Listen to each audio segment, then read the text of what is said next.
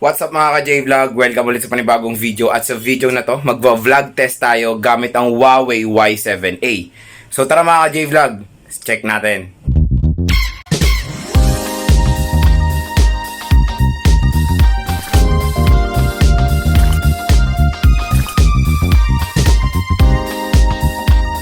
So ang purpose ng vlog na to is titingnan natin kung maganda ba pang vlog ang camera ni Huawei Y7a sa front at sa rear camera. So pagpasensya nyo na medyo maingay sa labas. At ngayon pupunta kami sa SM San Lazaro kasi kakain kami sa Samyup at doon i-vlog natin yung quality netong si Huawei Y7a. So ang ginagamit ko palang resolution sa front camera is Full HD 1080p at 30 frames per second. Tapos sa rear camera naman ang gagamitin natin is Full HD 1080p at 60 frames per second. So tara, punta tayo doon.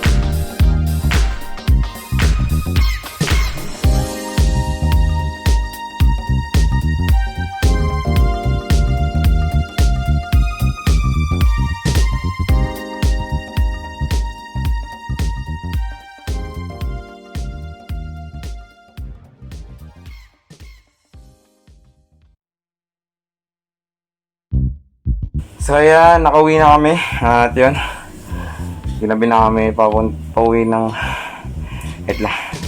ginabi na kami, galing kaming SM din, namili lang kami ng konting regalo.